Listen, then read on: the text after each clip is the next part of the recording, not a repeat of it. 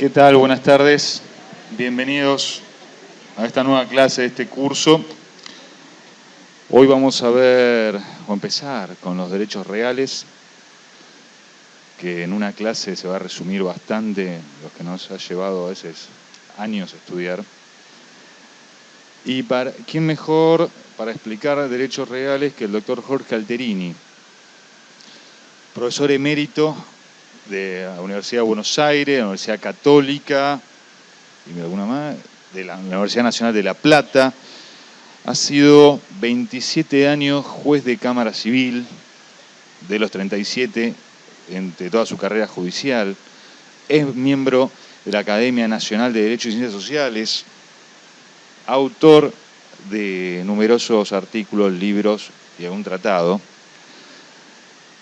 Y acá voy a parar porque si no, como siempre digo, y soy siempre el mismo speech doy, que uno puede estar 15 minutos, 20 hablando solo del currículum de quien va a hablar. En este caso, como en otros, considero que está de más hablar del currículum, que solo ya el nombre basta para presentarlo. Y les recuerdo, por favor, otra vez los celulares. La clase pasada que yo tuve estuvo genial, no sonó ni uno. Y las preguntas, en principio, se hacen al final, salvo que la dinámica de la clase vaya en otro sentido. Así que los dejo en manos del doctor Alterini. Disfrutemos todo esto. Buenas noches. Es mismo un grato estar en nuestro colegio, porque uno, aunque haya pasado muchos años en el Poder Judicial, es abogado. Es un abogado dentro del Poder Judicial.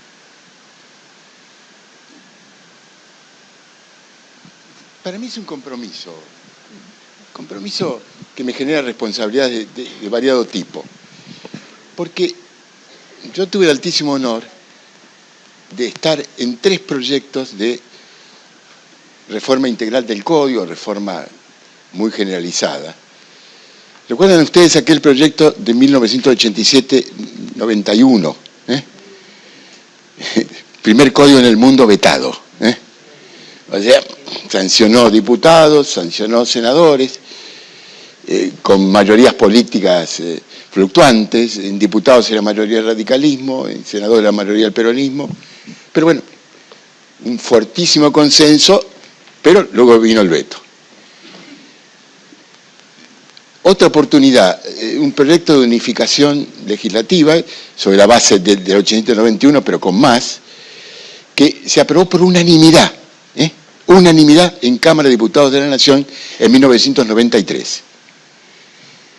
Y finalmente el proyecto de 1998, que tuvo una carencia de fortuna final, porque estuvo muy unido a los sucesos de 2000, etcétera, que tuvo dictamen por unanimidad de la Comisión de Legislación General de Cámara de Diputados, recomendando su aprobación con algunas modificaciones no sustantivas. O sea, 3 oportunidades. Bueno, y ahora nos encontramos con el Código del 2015, digamos, va a empezar a regir el 2015, dentro de pocos días, en el que no tuvimos participación concreta, pues que en algún primer momento generosamente nos lo ofrecieron, pero ante disidencias muy fuertes, yo les voy a contar después algunas de ellas, porque justamente salen dentro del temario que preparó el colegio. Me sometieron a este temario y lo desarrollo de la manera más fiel que pueda.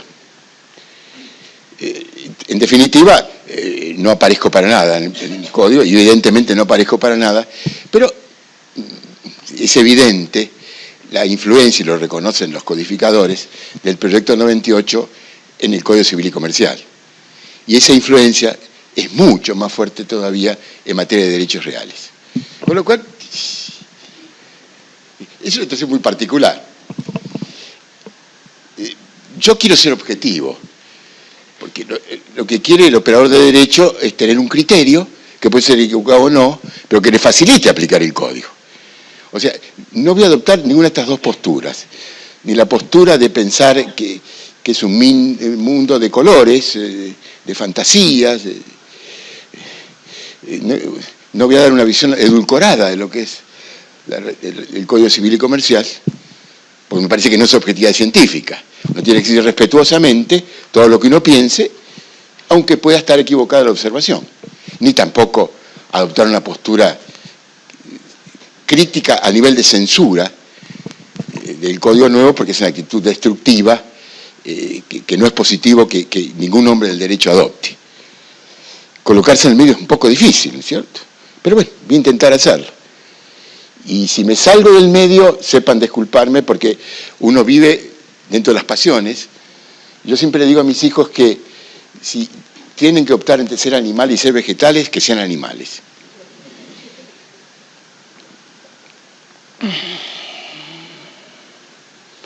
O sea, la parte real es, yo la miro como diciendo, y en parte es obra nuestra. Yo hice la parte real en 98, como es de público y notorio, con la ilustradísima colaboración del doctor Leiva Fernández. Entonces, claro, cuando uno ve Coronados, algunas cosas que pensó, la mayoría de las cosas que pensó, se pone contento. Pero otras cosas pueden ser opinables, uno a lo mejor no las comparte, pero ya hacen un poco la ideología jurídica, no de las grandes escuelas filosóficas, sino de la solución desde el punto de vista del derecho de un tema concreto. Problema de criterios. Y otros, visto el molde tradicional de 1998, algunos toqueteos que en nuestro modestísimo criterio no fueron afortunados. Y a veces en las construcciones jurídicas lo que hay que pedirle a los que están en la etapa de codificación, los del pasado, el presente o el futuro, un juego severo del manejo de las normas. Porque yo puedo participar o no de una ideología general o jurídica en determinado ámbito del derecho. Pero si eso está construido con armonía, sin contradicciones, y el mensaje es cierto, ya el código cumple su misión. Yo le comentaba al doctor la circunstancia muy particular que uno de los códigos más respetados, no desde el contenido ideológico, pues un código liberal y muy liberal, y no un liberal modernizado como Vélez, porque Vélez es un liberal muy modernizado, un hombre que a cada rato hacía primar el interés público sobre el interés privado, un hombre que tenía permanentemente mensajes de equidad. A Vélez Sarsfield quizás será endilgado ese tono de visión atrabiliaria por aquel artículo, el 1071, el ejercicio de un derecho propio, el cumplimiento de una obligación legal no constituye como ilícito ningún acto, que después se modificó y brota el abuso del derecho.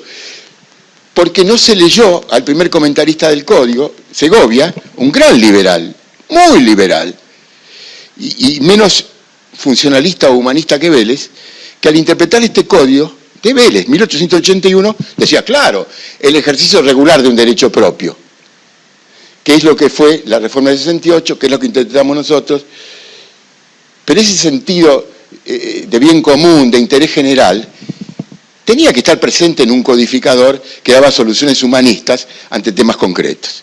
Si no hemos interpretado ejercicio regular de un derecho propio, quizá algunos castigos valorativos de Vélez no se le hubieran aplicado.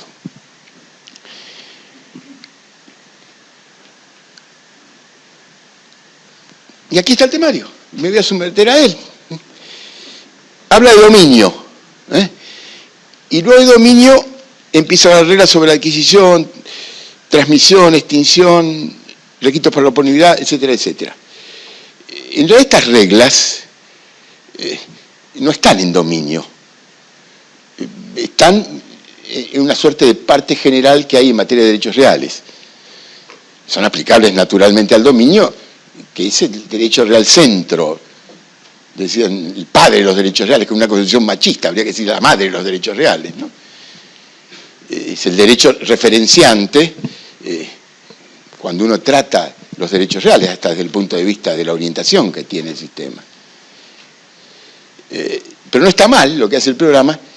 Quizá un poco hago un recuerdo de Vélez, porque Vélez tenía una muy escueta parte general, de 4 artículos, y alguno que se quedó en los tiempos. Y entonces, las reglas sobre dominio hacían las veces de parte general. Hoy no es así, pero vamos a tratar de reconstruir desde el dominio esas reglas que no solo se aplican al dominio, pero fundamentalmente a él. También quería decirles que esta circunstancia que uno lo estén filmando, grabando, que casi esté en el aire, a uno lo compromete, le hace perder espontaneidad. Pero voy a hacer el esfuerzo de no perderla, porque si los que nos comunicamos con ustedes no tenemos espontaneidad, mejor que nos vayamos de acá y ustedes también. Hay que hacer lo que uno piensa con las mejores palabras, pero no silenciar el pensamiento, porque esto es ciencia jurídica, o intentamos hacer ustedes y nosotros eso.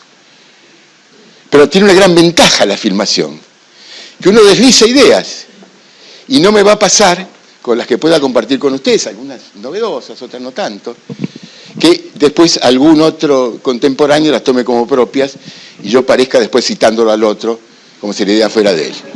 Esto tiene fecha cierta, nadie podrá discutir porque está filmado, está en el aire, de lo que yo diga, bien o mal, es mío.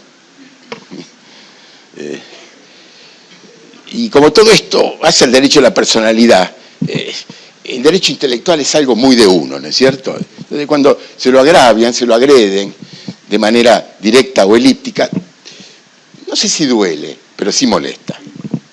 Y sobre todo con gente que uno no esperaría nunca una actitud de ese tipo, que por lo menos es pequeña. Empezamos con dominio,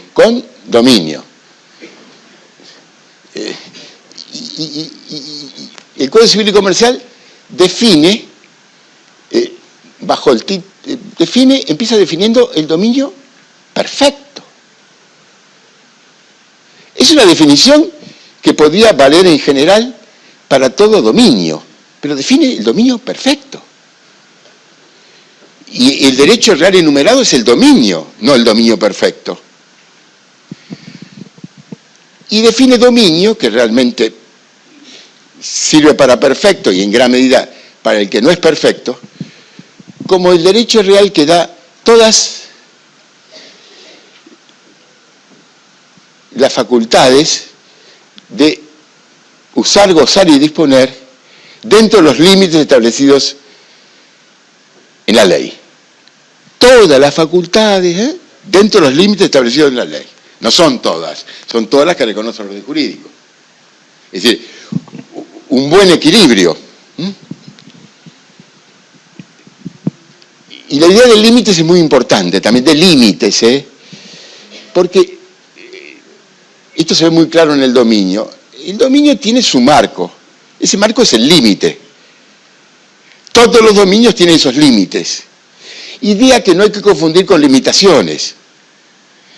Cuando ustedes pasaban por la facultad, les comparaban las restricciones y límites, así se llamaban antes, con las servidumbres. En sentido más técnico, la vieja restricción y límite hoy es el límite. Todo dominio tiene ese límite, no hay dominio que no lo tenga. Ahora, ciertos dominios están expuestos a limitaciones, algo que le viene de afuera, que no está dentro. La limitación más fuerte es la servidumbre, pero no es la única. Hasta la posibilidad de que un inmueble sea, o una cosa mueble sea expropiable, es una limitación. Pero no es un límite. Esto es muy importante, pero no es absolutamente coherente el Código Civil y Comercial con este punto de partida, a pesar que en las últimas jornadas nacionales de derecho civil, realizadas en 1913,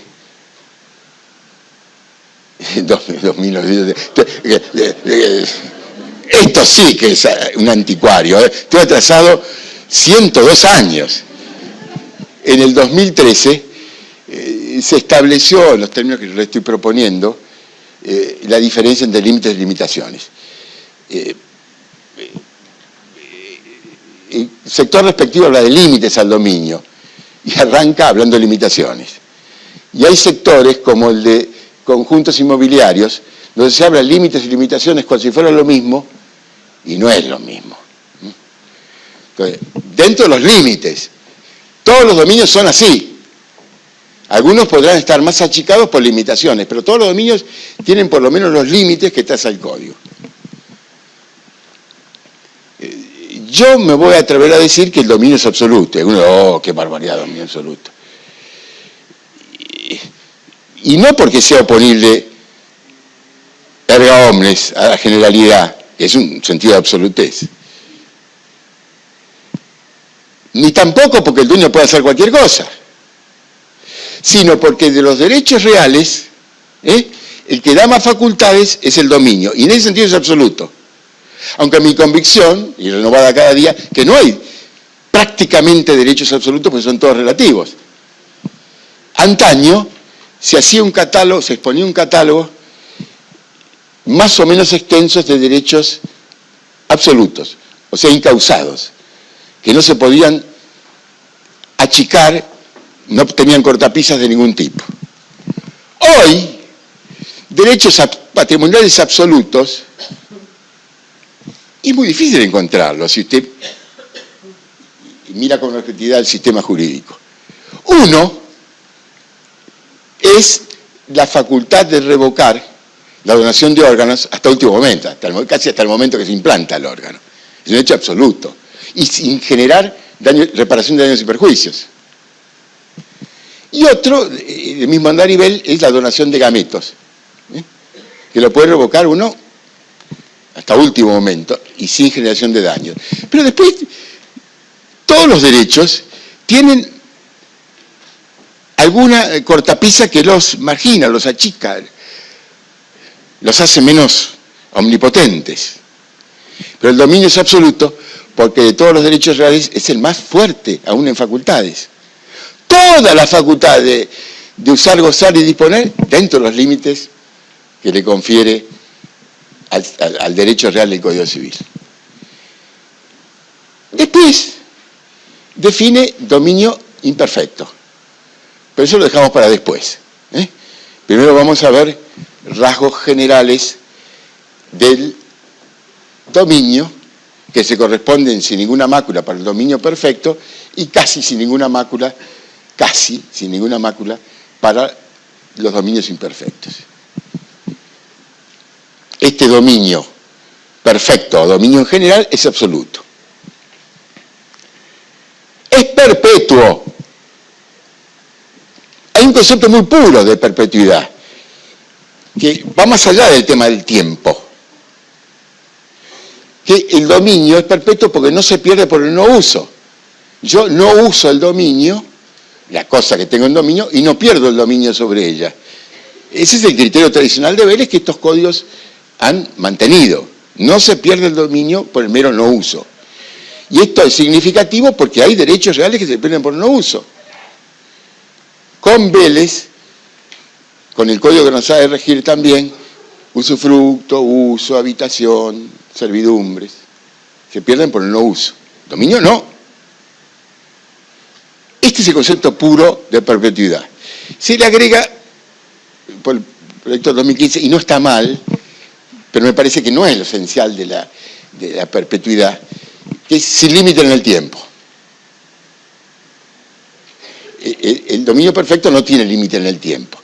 Los imperfectos sí. Pero me parece que, y lo hemos dicho, por supuesto, que como el rasgo puro de perpetuidad es no perderse por el no uso, ni siquiera los imperfectos como el revocable fiduciario se pierden por el no uso. Entonces, en ese sentido serían perpetuos. Ahora sí tienen algún límite en el tiempo. Pero no se pierden por el no uso. Y exclusivo. No puede haber dos dominios sobre la misma cosa. Un dominio expulsa a otro dominio. Y si alguien tiene dominio adquirido por un título, no puede adquirir por otro título, sino lo que le falta al primero para la integralidad del dominio, para la perfección del dominio. Es decir, no se puede adquirir por un título lo que ya se adquirió. antes. Se puede adquirir por un nuevo título lo que no se había adquirido, en la parte no adquirida por el título anterior. Eso es exclusividad. Y también la facultad de exclusión, que ya no es la exclusividad, no puede haber dos dominios sobre la misma cosa. Es facultad de exclusión. Si a mí me ponen un objeto sobre un inmueble, yo lo saco. Lo puedo sacar. Yo puedo cerrar mis inmuebles para que no entren los demás. Todo eso son fenómenos de la exclusión, de la facultad de exclusión, que no hay que confundir facultad de exclusión con exclusividad. Aunque en la fraseología parece que está muy cerca. Ese es nuestro dominio. El de Vélez y el del Código Civil y Comercial. Ahora, ¿cómo se adquiere este dominio? Tengan en cuenta ustedes que vamos a la parte general, porque la gran palanca para que los artículos reales sean el tercio que los de Vélez, eran el tercio en el proyecto 98, y son también alrededor del tercio en el Código Civil y Comercial, es tener parte general, porque usted dice algo en la parte general y no la repite en la parte especial. Aparte de algunas normas extremadamente casuistas que se suprimieron directamente. Porque el Código del 2015 agrega la parte de las propiedades especiales, fundamentalmente, que ocupa unos cuantos artículos, que el proyecto 98 la manejaba con algunos plumazos, porque nos pareció siempre que hay objetivos de bien común más valiosos que preocuparnos por legislar tan cuidadosamente ciertas propiedades que no son las del hombre común. Es decir, los conjuntos inmobiliarios, bien que defendibles deben ser, no es la propiedad del hombre común. El cementerio privado no es la propiedad del hombre común. El tiempo compartido tampoco. Entonces el proyecto 98 lo manejaba con algunos plumazos que nos parecían suficientes si uníamos al Estatuto del Consumidor. Eso, al Estatuto del Consumidor, nos parecía suficiente. Pero sí tenía el proyecto del 98 toda la parte de registros, que era un trasvasamiento ayornado de la actual ley 17.801. Con el Código Civil y Comercial va a sustituir la ley 17.801. El lugar propio de una ley registral es el Código Civil. Así como quedaba suelta, aislada y perdida en la lontananza la ley de propiedad horizontal a través de una ley especial, y vino al Código, también tenía que haber venido la ley de registros. No descarto que, como en algún momento, y sobre esto voy a volver, la Comisión pensó en implantar en la Argentina la legislación constitutiva, dejar de lado la tradición, institución de profundo sentido de bien común, y vamos a ver qué bien común tiene la tradición. El otro día hablaba de la institución gauchita que tenemos nosotros, y el gauchaje es bueno porque es nuestro. Como pensaba, con la legislación constitutiva tenía que ser una ley muy distinta, y a lo mejor, como último momento, in extremis, se dejó de lado la expulsión del sistema de código de la tradición. Cuando reaparecemos hacia el clasicismo velesiano con el ayornamiento de las leyes posteriores, quedó trunca una versión actualizada de la legislación registral. Y quedó disuelta. Y no es técnicamente eso aplaudible. Muy bien, entonces, los derechos reales, y esto se aplica, se ve muy claro en el dominio, se adquieren, uno dice por título y modo, ¿no? Se enseñaron la teoría del título y modo, la teoría española del título y modo que Vélez sigue de las leyes, de las partidas, de derecho patrio después, Vélez Arfield, hasta nuestros días. Teoría del título y del modo. Pero ojo, atención, no todos los derechos reales se adquieren por título y modo. Recuerden esto, puede ser una expresión corta, pero quiere ser técnica. La teoría del título y del modo, que es el ámbito donde funciona la tradición, que va a ser uno de los objetivos del mensaje que quiero compartir con ustedes, se aplica nada más que a las adquisiciones derivadas por actos entre vivos. Entonces, la tradición no se aplica en las adquisiciones originarias, por ejemplo, apropiación, especificación, transformación, usucapión. Es originario eso. Ni tampoco en las transmisiones mortis causa, solo adquisiciones derivadas por actos entre vivos. Fuera del mundo sucesorio, fuera de las adquisiciones originarias. Allí sí es el reinado de la tradición, que vamos a compartir. Vamos a hablar juntos de la tradición. Pero vuelvo a la idea anterior. Tenemos tradición, afortunadamente, pues es una institución de profundo bien común, mucho más armónica con objetivos humanitarios que han querido alcanzar los reformadores, que la institución constitutiva, que es una entelequia alejada de la realidad, porque uno no adquiere un derecho real por un asiento en el registro. Fíjense ustedes que uno define el derecho real como relación directa entre persona y cosa. No digo inmediata y directa, sería alargarnos, es lo mismo inmediata y directa. Directa porque no es indirecta, e inmediata porque no es inmediata. Pero resulta que es lo mismo. Y decimos relación directa porque no es aquí ahora como la inmediata. Puede ser aquí ahora o después. Por eso nos decimos directa e inmediata. Directa, que podrá ser temporalmente inmediata o no, aunque jurídicamente siempre es inmediata. Ustedes me siguen. Estoy hablando ante colegas, así que algunas cosas para apoyarme tengo que darlas por sabidas, efectivamente son sabidas. Entonces, en sentido positivo, es la gran tradición gauchita, porque la tierra argentina la tiene Uruguay y casi nadie más. La tradición suscita en España, pero deformada, y por eso tiene problemas España, porque tiene tradición, pero deformada. No es una tradición por actos materiales. Tiene esta función positiva para proteger al titular del derecho real, que recién con la tradición, que es el vehículo para la entrega de la cosa, uno tiene relación directa con la cosa. Lo demás es un asiento registral, cibernético, respetable por su tecnicismo, pero alejado del hombre común, el hombre medio, ¿no? Que el derecho se hace para el hombre medio, no se hace para el especialista, ni para los grandes lobbies. Pero no me digan que la adquisición constitutiva había que tenerlo para, como se ha dicho, para fomentar la inversión extranjera. Y puede ser que fomente la inversión extranjera la adquisición constitutiva, pero el objetivo no es defender la inversión extranjera, sino defender al argentino sin matar la inversión extranjera, no al revés.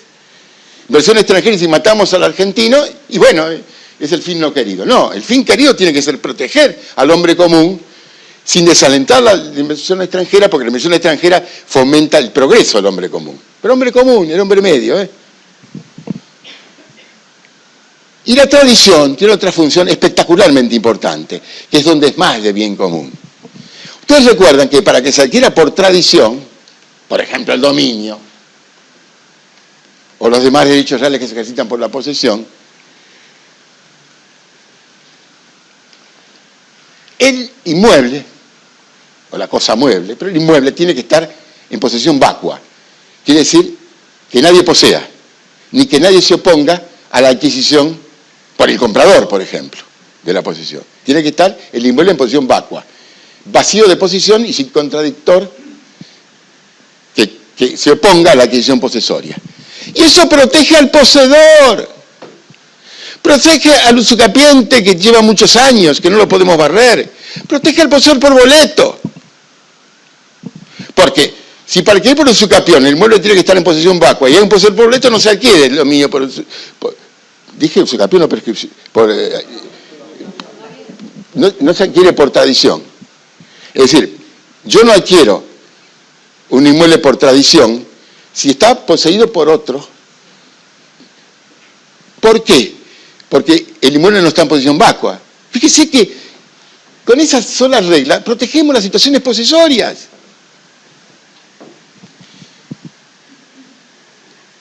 La actitud de nuestros amigos de la Comisión de Reforma, con la mejor buena intención, por supuesto, fue traer la adquisición constitutiva. Ese fue uno de los motivos por el que yo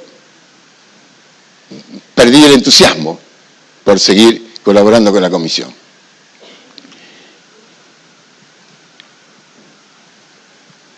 Y fue una postura muy firme que se mantuvo casi hasta el último momento, a pesar de que muchos, entre los que lo incluíamos, les transmitíamos la inquietud. Esto no es pequeño. Con legislación constitutiva pueden vender miles de hectáreas en el sur con indios incluidos.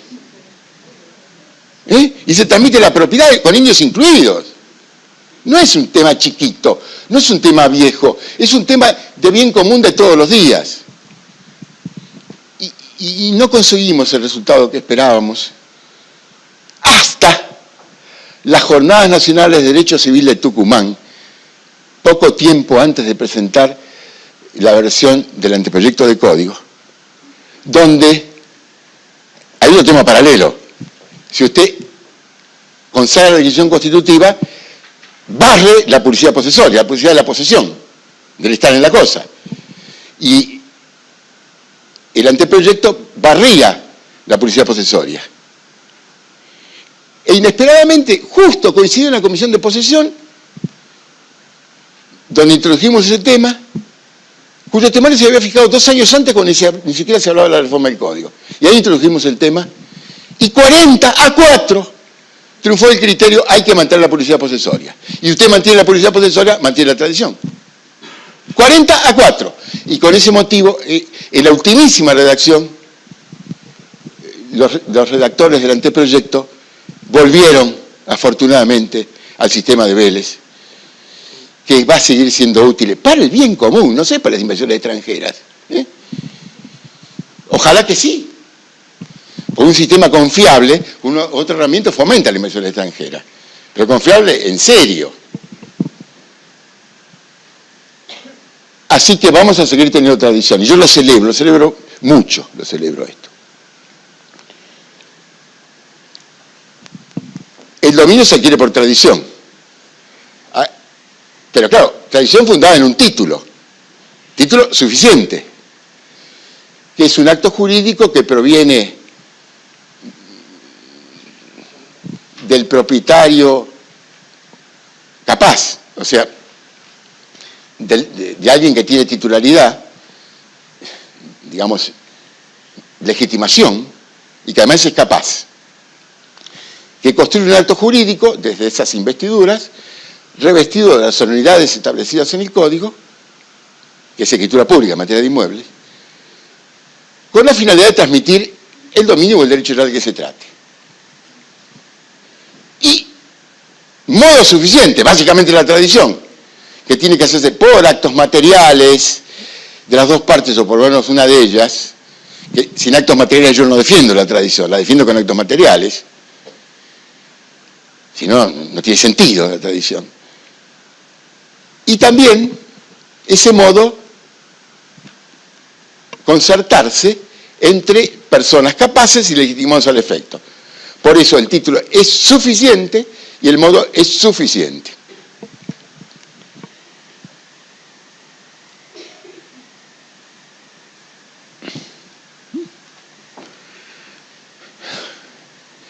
El horario es terrible, es una cosa. Una vez se coloca ante auditorios tan calificados pensando que está en una clase, bueno, pero me parece que a veces es mejor 3 conceptos más o menos claros que una invasión de conceptos perdidos de memoria, que no es lo que merecen ustedes.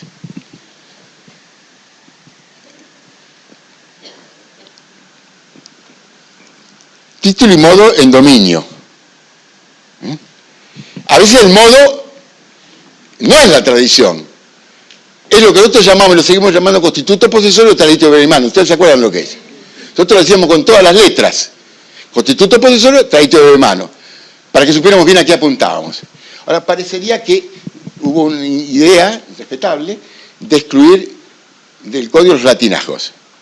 Puede ser un criterio. Pero me parece, si ese hubiera sido el criterio, que también debió haberse excluido del código palabras en lenguaje extranjero, como leasing. porque es más universal el latín que el inglés. Y en esto tengo autoridad para hablar, porque en el proyecto que logramos aprobar por unanimidad en el 93 en Cámara de Diputados de la Nación y que nunca trató el Senado, al leasing lo llamábamos uso y goce con opción de compra. No hay por qué llamarlo leasing si tenemos prevenciones para idiomas que no son el idioma nacional. Que no hay que tenerlas, pero si las tenemos, seleccionemos dónde puede haber la prevención y dónde no debe haberla. Entonces, el dominio se puede adquirir por sucesión, ya lo sabemos, pero también se puede adquirir por modos originarios. Apropiación, especificación, accesión, usucapión. Esto es importantísimo. Y son importantes las contribuciones que hizo el proyecto 2015, muy en la línea del proyecto 98 sobre el tema del usucapión, con algunos alejamientos que no calificamos como positivos. Vamos por parte. Usucapión. Vamos a sacar lo más fácil, usucapión de cosas muebles, después vamos a inmuebles. Hay un principio parecido al que nosotros sabemos el 2412 para cosas muebles. El suadquirente de buena fe y a título oneroso de cosas no robadas ni perdidas, Vélez, integrando el 2412 con el 2767 y 2778, ese es el dueño. Escuchen esto. Ahora decimos hurtadas o perdidas, igual el proyecto 98. ¿Por qué, hijos? Discúlpenme. Mi hijo es cuarentón largo y el más chico tiene 20 años. Todo con la misma mujer. 6 hijos tengo. Fíjese qué mujer que me ha podido soportar tantos años.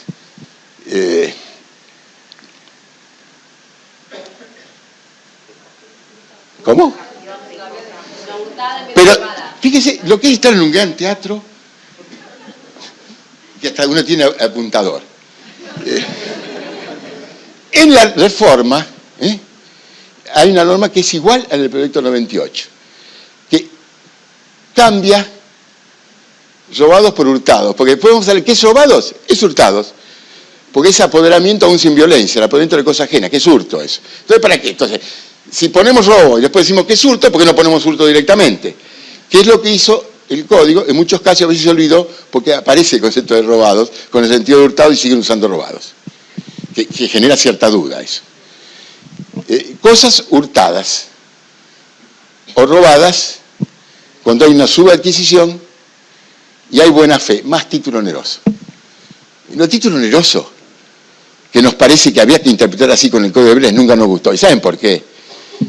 Casi es evidente esto.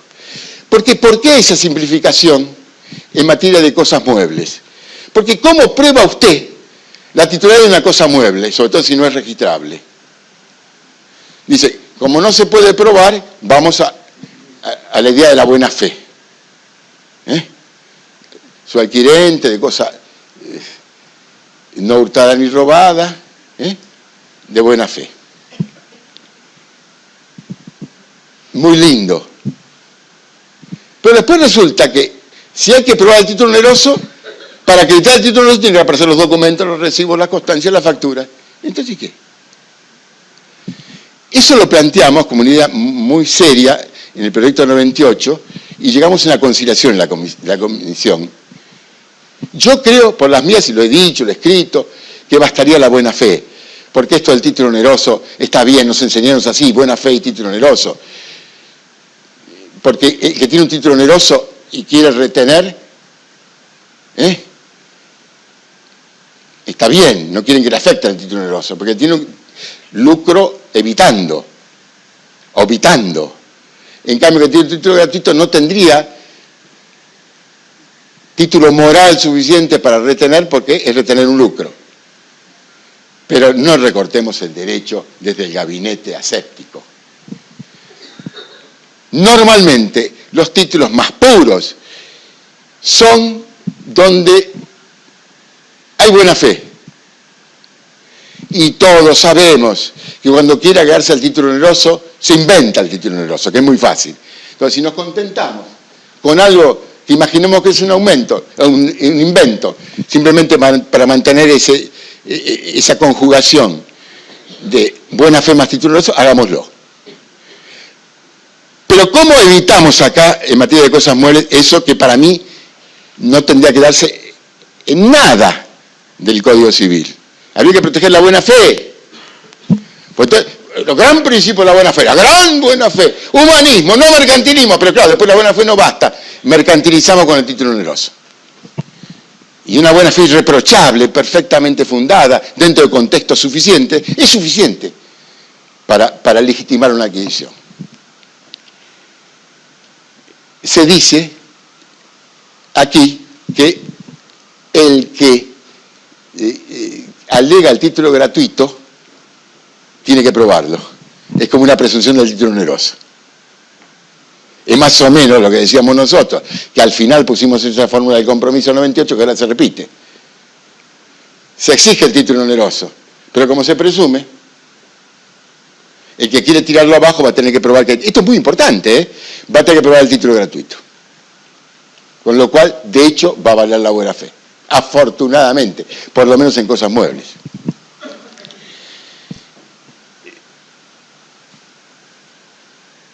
Las cosas que son hurtadas o perdidas se adquieren por usucapión corta, es decir, con justo título y buena fe, a los 2 años. Por la larga, o sea, posesión más mala fe, aunque mala fe,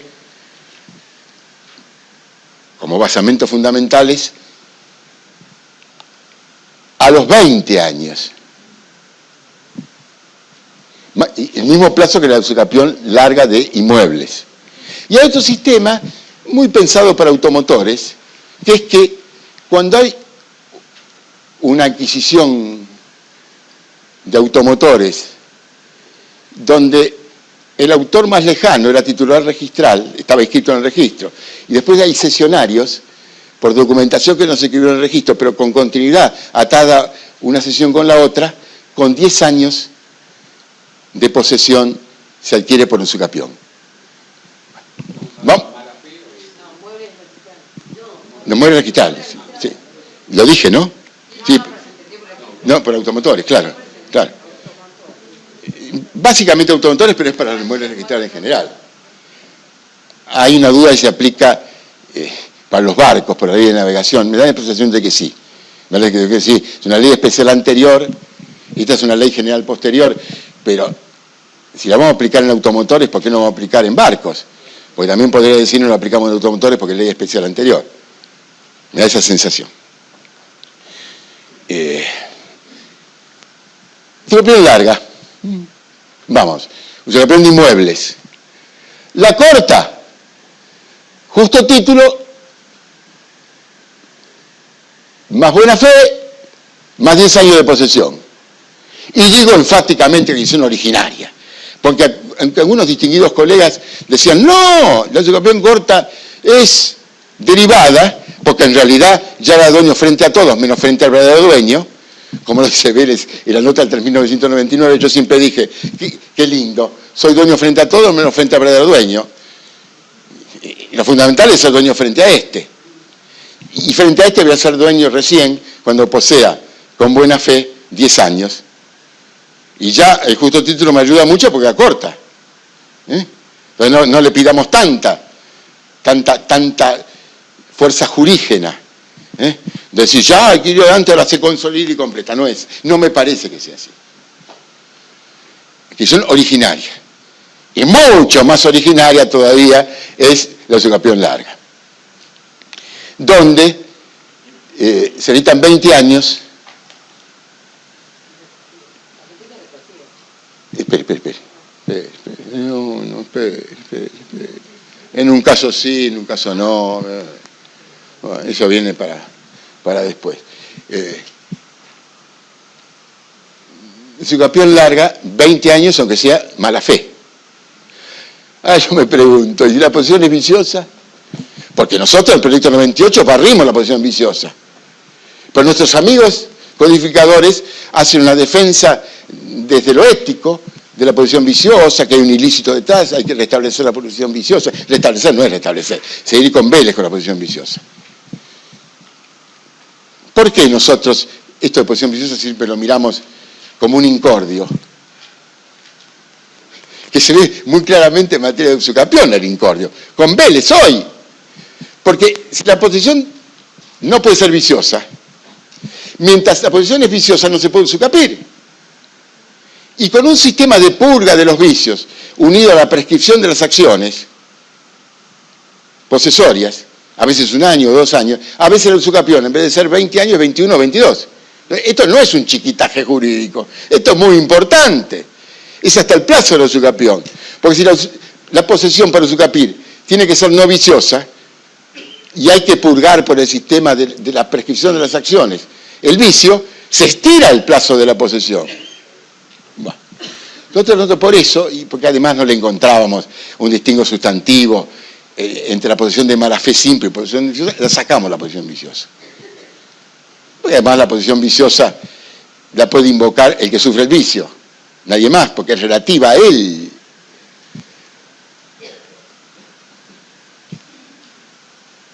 Y además pues también nosotros pensamos, siguiendo a Vélez, artículo 39 y 59, con la lectura que le damos nosotros, y su fuente en 1949, del proyecto de Código Civil para España de 1851 de Florencia García Goyena, el vicio se purga inmediatamente, que es esa. O sea, yo entro con violencia en un inmueble, cesa la violencia, la deja de ser violenta. No es que tengan que pasar un periodo de purga, nosotros la purgamos inmediatamente, como Vélez, 39 y 59, Florencio García Goyena. Bueno, pero eso es un criterio. Entonces, hacer todo un andamiaje con algo que era tan fugaz, la posición viciosa, no tenía sentido. En acciones posesorias tampoco importa que el poseedor sea vicioso o no.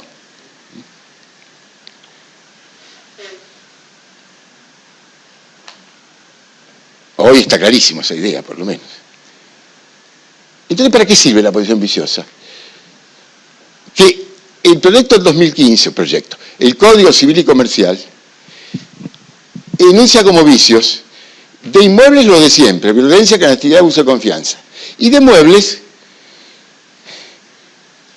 hurto, abuso de confianza y estafa, que hace las veces del estelionato viejo, pero con una diferencia, lo inferimos nosotros, porque Vélez definía cuáles eran los vicios de la posesión y el Código Civil y Comercial, tan enfático en la defensa de la posesión viciosa, no define cuáles son los vicios. En definitiva, ¿cuál es el único efecto jurídico de la posesión viciosa? Que en materia de caso fortuito, si la cosa se destruye en alguien que es poseedor vicioso, el vicioso responde por el caso fortuito, aunque la cosa se hubiera destruido igualmente estando en poder del propietario. El de mala fe no, pues si hubiera destruido estando igualmente en poder del propietario, no responde el caso. Es la única diferencia. Y para eso generamos toda una estructura de posesión viciosa. Si es tan ilícito, tan deslenable la posesión viciosa, y le damos tan pocos efectos jurídicos, y nos complica el mundo del usucapión. Nos complica mucho. Porque si sentamos los vicios que no sabemos bien qué son, aunque imaginamos lo que son, ponemos la posesión viciosa y tampoco prevemos ningún mecanismo de conversión, porque no hay ninguno. En Vélez teníamos ese, nosotros agarrábamos de ese, no de la prescripción de acciones posesorias. Me parece que generamos un incordio y vamos a prolongar el usucapión. Y el usucapión es un instituto de profundo bien común, porque alienta al que está en la cosa. Y si el otro estuvo 20 años despreocupándose, esta tiene que ser la cosa. El hecho tiene que vestirse de derecho. Eso es seguridad jurídica. Porque no puede estar el hecho y el derecho separados mucho tiempo. Hay que vestir, después de una reiteración de hechos durante 20 años, es larga, es larga, vestir al hecho y convertirlo en derecho. Seguridad jurídica.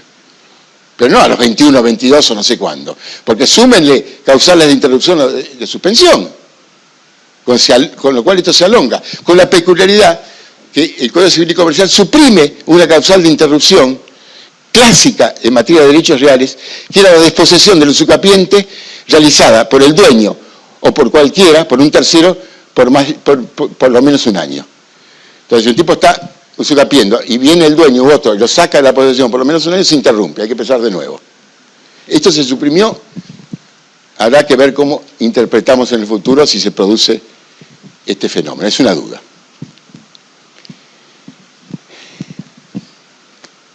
Muy bien, pero a veces pasa que para llegar a los 20 años, o para los 10 años, hay que unir posesiones. Las posesiones que se unen son las que suceden inmediatamente. Yo no puedo unir mi posesión a la de otro que está lejos. Tengo que unir a la de mi anterior y de ahí remontándome hacia atrás. Resulta que, siguiéndolo a Vélez, que lo dice con todas las letras en la nota del artículo 2476, perdón, al artículo 4016, las posesiones para unirse tienen que estar ligadas por un vínculo jurídico. Y ahora eso nos genera una gran sorpresa la reforma. No sé si han querido suprimir en la usucapión larga el vínculo jurídico. Porque hablan de vínculo jurídico solo en la corta. Que en la corta, para que las posesiones se unan, tienen que estar unidas por vínculo jurídico. Y en la larga no dicen nada. Y como no dicen nada, y el mismo artículo dicen que en la corta se necesita, uno podría interpretar que en la larga no. Con lo cual se rompería toda la tradición en materia de usucapión. Porque hoy, si yo poseo 5 años, tengo que unir mi posesión a la anterior, y no por la mera continuidad temporal, sino con algún nexo jurídico. El anterior me cedió la posesión. Por ejemplo, cuando me vendió la propiedad, me dijo, te cedo también los derechos que van a nacer de esta posesión, que yo ya llevo 5 años. Sumar lo que tengas que sumar y llegar al plazo de la usucapión. Eso, yo creo que va a haber que seguir exigiendo el vínculo jurídico. Pero bueno. Son incertezas en el instituto de la gran certeza que es la usucapión. Les aclaro que cuando surge la duda si están exigiendo posesión viciosa o no para usucapir, si la posesión viciosa expulsa la usucapión, es porque dice el Código del 2015 que se requiere que la posesión sea ostensible y continua. Y después, cuando relata los elementos que no se le pueden rostrar al usucapiente para hacerle caer la usucapión, dice que no se le puede alegar la inexistencia de título, su nulidad, la falta de inscripción o la mala fe. Y no dice nada si se puede alegar en contra de él o no la condición de posesión viciosa. Claro que mala fe es abarcativa, pero con todo el énfasis que han puesto, se ha puesto el Código del 2015, uno podrá decir, si es posesión viciosa no se puede usucapir. ¿Me entienden? La institución de la clarificación, que es el usucapión, que algún día nosotros escribimos que acaso en el usucapión se veía funcionar muchas veces la seguridad jurídica, por lo menos en nuestra materia, porque era la gran clarificante, la tapa espacios vacíos que dejaban otros institutos. Aquí lamentablemente hay grietas, hay fisuras que habrá que interpretar en uno u otro sentido. Yo interpretaría que para usucapir no me interesa que sea vicioso o no sea vicioso. Porque yo miro con disfavor la posesión viciosa. Es que no puedo verla sino con disfavor, no por lo que yo pensaba antes, sino por cómo se legisló. Porque el único efecto jurídico concreto es eso que yo les decía en materia de caso fortuito. Justamente en una norma que replica la de Vélez, que viene del Código chileno y que criticó la doctrina desde siempre, porque hacer responder al vicioso más allá de la relación de causalidad adecuada, rompe las reglas de causalidad. Cualquier profesor de obligaciones dice, esto es irritante, esto es una pena. Bueno, como pena podría subsistir, pero alejada totalmente de las reglas de la causalidad adecuada. Bueno, quedan minutos.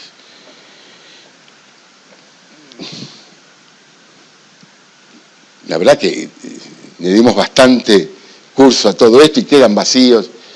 Créanme que es imposible ver esto, aún en una jornada generosa como es la que nos concede para que emitamos nuestro criterio, nuestro colegio público. Es una iniciativa muy importante la de ustedes.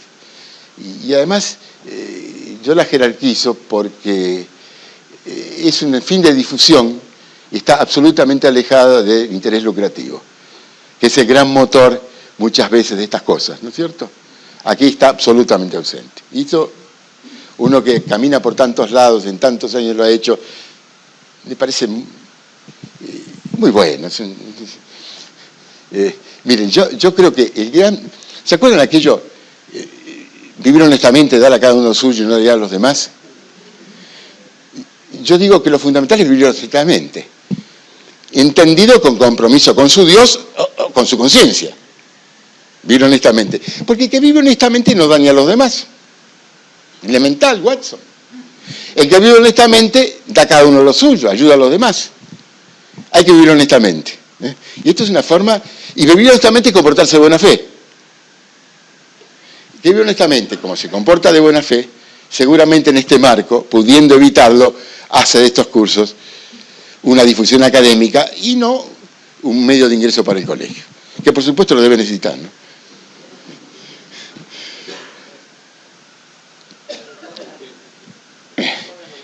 Aquí rescato algo, requisitos para su oponibilidad. Publicidad suficiente. Lo dice con todas las letras. Estamos encantados con esta parte, porque nosotros enfáticamente defendimos siempre la publicidad posesoria. ¿Qué sé yo? Fue 40 años o cosa parecida.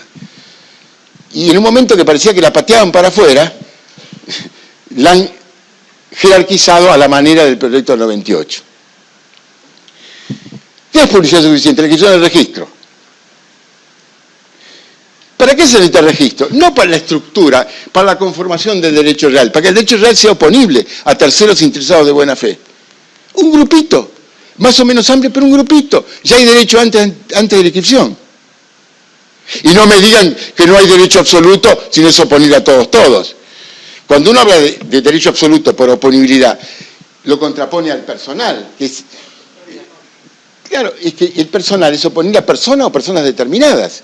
Y el real a la generalidad. Ahora, que en la generalidad falten un grupito de personas no quiere decir que debe ser absoluto. Es jurídicamente absoluto. No es matemáticamente absoluto por la oponibilidad. Por esa oponibilidad, esa publicidad suficiente, esa publicidad generalizada, totalizada, se adquiere por la inscripción en el registro o por la publicidad posesoria. Esto es extraordinario, que al final haya permanecido el proyecto del 2015. Esto humaniza los derechos reales. Esto que lo iban a sacar es lo que más humaniza los derechos reales. Porque la publicidad posesoria no es un invento nuestro, que lo hemos defendido décadas. No es un invento de la jurisprudencia muy dominante hoy, afortunadamente, o la doctrina del profesor Real es muy dominante hoy. Está en el mismo Vélez. Fíjense que Vélez Sarsfield, por ejemplo, en el artículo 2479, dice que la posesión para dar lugar a acciones posesorias tiene que ser pública. Claro, la pública no es clandestina, cuando es clandestina es viciosa. Pero está la idea de la posesión generando algún conocimiento. Que en el caso que estamos jugando ahora, no es conocimiento solo para el propietario que puede oponerse al poseedor, sino generalizado. Por eso, acá en Usucapión se habla de posesión ostensible, que es una terminología que nosotros manejamos en el 98, que ahora se replica, para que no digan que cuando uno habla de posesión pública es para el propietario, es para todos. Para Usucapión tiene que haber posesión ostensible, que todos sepan o puedan saber de la posesión. Porque la posesión tiene esa virtualidad, es un fenómeno expansivo, comunicativo, cuya energía no la podemos desperdiciar. Vélez por allí.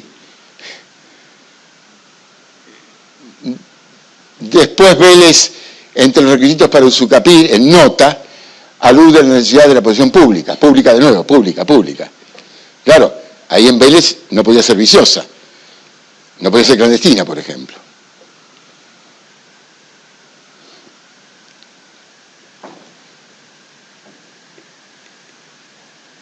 Necesito apuntador ahora. A ver. Apuntador. Aquí me están fallando. ¿Eh? Bueno, no adivinamos. Bueno, no. Yo creí que a esta altura del encuentro comunicativo ya más o menos adivinaba mis pensamientos. Cosa muy problemática para mí, ¿no? Vélez con publicidad posesoria. Sigamos con Vélez. ¿Se acuerdan aquello ustedes de enajenado de la finca arrendada por cualquier acto jurídico que sea, la ocasión subsiste en el tiempo convenido? Y nos desgañitamos, ¿por qué hay que respetar al locatario? Y nos contestaban, porque Vélez lo dice en 1498. Y el derecho romano era contrario, expulsaba al locatario ante la venta. Y yo un día me pregunté, y hoy me vuelvo a preguntar, si Vélez no previera que el locatario permanece, ni tampoco lo expulsara como en Roma, ¿qué había que hacer? Tiene que permanecer, porque el acto entre, claro, viejo dueño, locador, y nuevo dueño, que quiere ungir el nuevo locador, es inoponible al locatario, obvio. Pero bueno, nos han torturado, que era esto, todo esto. Esto es una aplicación natural de algo que se conocía o se podía conocer a través de la publicidad, aquí de la tenencia, del Estado de hecho de tenencia. Porque normalmente cuando uno adquiere la propiedad, cuando uno compra la propiedad aquí va a verla. Y entonces de alguna manera se entera que hay alguien. Puede haber casos que no, pero la regla es que sí. Otro caso clarísimo es la reforma del 68. ¿Se acuerdan los bienes gananciales? Para disponer de un bien ganancial, la conformidad de los dos cónyuges. Hasta aquí no hay duda. Es simple, debe haber sido siempre así. Pero cuando en el inmueble propio habitan menores, es el domicilio conyugal, y habitan menores o incapaces, se necesita el asentimiento del otro cónyuge, el no disponente. Ahora, no hay registros de hogares conyugales, como digo yo, menos mal. Es decir, algunas personas le empiezan a registrar todos los hogares conyugales que tienen, ¿no? Van a ver qué problema al registrar las uniones convivenciales. Estoy hablando en sorna, ¿no? Y menos hay registro de menores u otros incapaces habitando hogares conyugales. Entonces, ¿dónde está acá el resguardo para el adquirente? Ir a ver qué pasa allí. ¿Será el hogar conyugal esto? ¿Habrá menores incapaces? Eso es una publicidad de hecho. Porque esto es muy importante, porque si se da esta situación de hecho, necesito el asentimiento del otro cónyuge. Esto no es chiquitaje jurídico, esto es muy importante. O el artículo 39 y 46, que también incorpora la reforma a la 1711. El derecho de retención es invocable incluso contra el acreedor hipotecario posterior si empezó a ejercerse antes. Quiere decir que el derecho de retención, si empezó a ejercerse antes que la hipoteca, prima sobre la hipoteca. Es publicidad del Estado de hecho de la retención. Ahora, afortunadamente, ahora con el Código Civil y Comercial, no necesitamos construir una teoría general de casos especiales, bien que lo cuente, pero casos especiales. Está. Es publicidad suficiente. La inscripción en el registro declarativo o la publicidad posesoria. Por cierto, que en los ámbitos de inscripción constitutiva, como automotores, la inscripción constitutiva es publicidad. Pero además de publicidad, es modo. Y el cuestionamiento que nosotros hacemos es la difusión de la inscripción constitutiva en tanto y en cuanto ataque, obstaculice a la tradición como modo. No la publicidad, la inscripción registrada como publicidad, porque está muy bien allí. Es la más moderna, pero tiene que convivir con la más vieja, porque a veces sirve la moderna y a veces sirve la más vieja. Tanto que el proyecto 98, esta norma no aparece, se decía cuando hay una situación jurídica publicitada por la posesión y otra situación jurídica publicitada por el registro, prima la primera en el tiempo, o sea, la primera que adquirió publicidad. Si cuando se adquirió esa publicidad ya posesoria o registral, si era de buena fe, no se sabía de la otra situación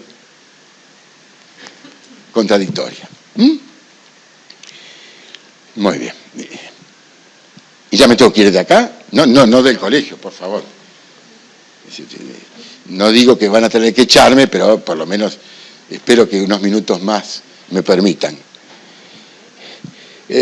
Números clausus. Y está flotando aquí la idea de parte general, porque números clausus no es solo para dominio, naturalmente. Se mantiene la idea de Vélez. Él decía que los derechos reales solo pueden ser creados por la ley. Nos pareció medio un canto a la divinidad esto de crear. Entonces creamos la palabra configurar. Los amigos del 2015 emplean la palabra configurar. O sea, los derechos reales solo pueden ser configurados por la ley, que va marcando los planos significativos de la estructura. Nacimiento, adquisición, extinción, elementos, transmisión, etcétera, etcétera. En derechos reales, casi todos de orden público, salvo los mimos a la autonomía de la voluntad, que excepcionalmente reconoció Vélez y se sigue reconociendo en el Código del 2015. Números clausus. Pero claro, ¿qué es números clausus? Que los derechos reales solo sean configurados por la ley, pero que la ley los configure en número limitado. Esto viene de Roma. Porque si usted hace inflación de derechos reales, va a llegar a la situación del medioevo. Que el problema en números clausus es que había tantos derechos reales configurados por los particulares que se empobrecía la pureza de los derechos reales en el medioevo español. Y a pesar de eso, quedó el números clausus, aunque de hecho, el número apertus en España, a pesar de que de hecho funciona el número clausus también en España. Tiene que ir por ahí a Sudáfrica usted para tener el número apertus entre los países modernos. Muy bien, números clausus, pero hay que crear pocos derechos reales. En general se crean pocos derechos reales. Aquí nos han creado, además de todos los que teníamos, la superficie, que está bien. Clamaba al cielo la superficie. Es una institución que está en todos los países del mundo de cualquier ideología. No que es una institución individualista. La tiene China, la tiene Cuba. Es suficiente. Y la mayoría de los países más evolucionados de la Europa clásica. Y muchos otros países de América también. Como Bolivia, como Perú. Pero nos agregaron conjuntos inmobiliarios, tiempo compartido, cementerios privados. Yo empiezo diciendo, estos no son derechos reales, son objetos. El conjunto inmobiliario es un objeto, casi es una forma constructiva. El tiempo compartido, porque no dicen derecho sobre el tiempo compartido, dicen tiempo compartido es un objeto. Y el cementerio privado es otro objeto. Con una peculiaridad en el cementerio privado, y lo hemos dicho por escrito esto, que nosotros captamos, y no habrá que interpretarlo así, pero que hay dos derechos reales en materia de cementerios privados. El derecho sobre la parcela y el derecho de sepultar. No, tiene que haber un derecho sobre los cementerios privados que conceda el derecho sobre la parcela y también el derecho de sepultar. No dos derechos reales distintos. Pero no importa, habrá que interpretarlo así. Hay que buscarle la vuelta donde el código tiene un incordio, no castigarlo por el incordio, pero tampoco ocultar el incordio, porque el incordio está y no se oculta con relatos.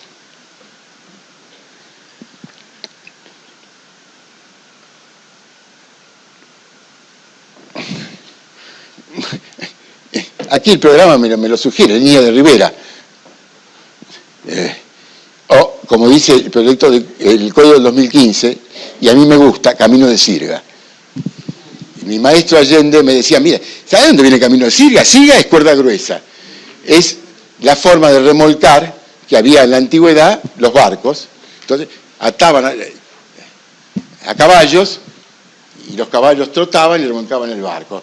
Caminaba la sirga, caminar con la cuerda gruesa por los sectores aledaños a los cursos de agua. Pero en 2015 no dice Rivera, dice de sirga, al menos en la versión final. Que es lo que decíamos también nosotros, fue muy gráfico lo de la sirga. Mira, hay un instituto que se llama el Silgadero de la Boca, que es el sirgadero de la Boca, que se ha deformado hasta en cantos populares, el silgadero, y caminaba la sirga. No es el ribereño de la Boca, es el silgadero de la Boca. Sirgadero, hubiéramos dicho. Bueno, esto es casi idéntico al proyecto 98 y no por eso lo vamos a escribir sin ninguna observación. Cuando uno es aledaño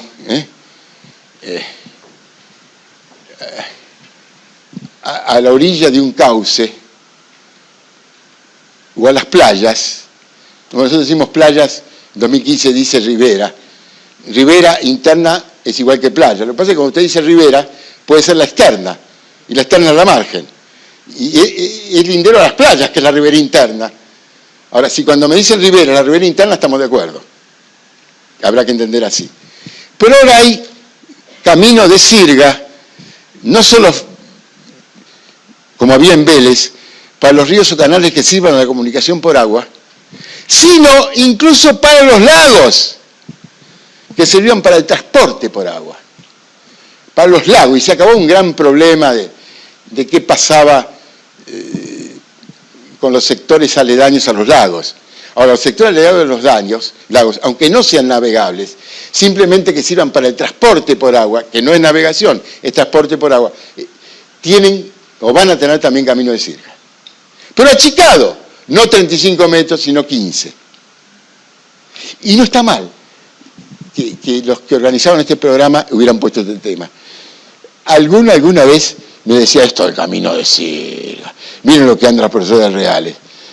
Ustedes saben que, como motivo del proyecto 98, el tema más polémico de los que llegaba el ciudadano común al Congreso en esos tiempos fue el camino de sirga. Estaban los que decían hay que suprimirlo totalmente. Claro, qué lindo, se me agrandan 35 metros mis propiedades. O los defensores de la naturaleza que decían, no, acá se alimentan las aves, las plantas, protejamos el hábitat, no me lo achiquen. Y nosotros estábamos en el medio.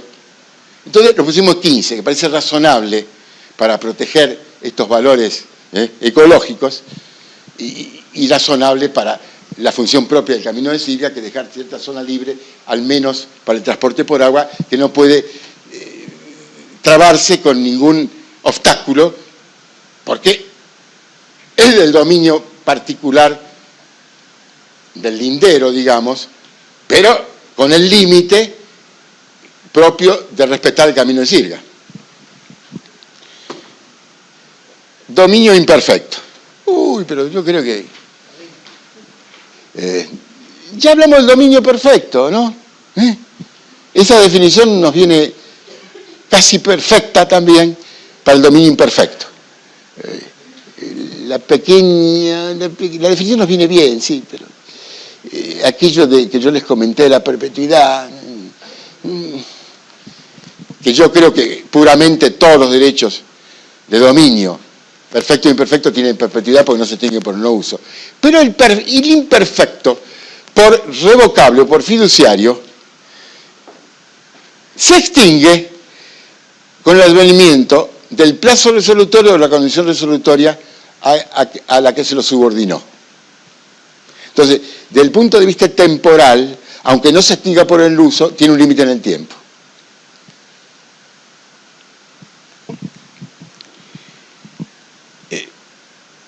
Se ha calificado bastante el régimen del dominio imperfecto por ser revocable, pero podemos tomarnos de Vélez y a lo mejor consideraríamos de manera semejante a cómo están estos proyectos, 98, 2015, código.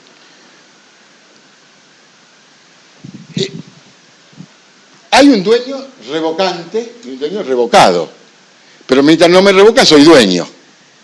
Por eso nosotros hablamos de dominio resoluble, no revocable. Porque el revocante parece que este es pequeñito, le pueden revocar, hay alguien que le revoca, y no es así, se puede resolver. Como decía Segovia, llámenlo resoluble y no revocable. Bueno, pero quien llama revocable lo llama Vélez, entonces él santifica hasta la designación. Aquí lo tengo a Vélez, me está inspirando. Y también me inspiran, por supuesto, mis colegas del 2015 y mis co-colegas del 98. Pero, por supuesto, Magister Dixit, primer lugar Vélez Sarsfield. Y después, todos los demás. Así me crié yo, y por eso cuando hicimos el proyecto 98, hicimos un proyecto donde vertía en términos modernos los aspectos básicos de Vélez Sarsfield. Quizá en algunos aspectos sin la modernización que tiene el 2015, pero con un estricto apego de los principios liminares, sobre todo los humanitarios que tenía Vélez Sarsfield.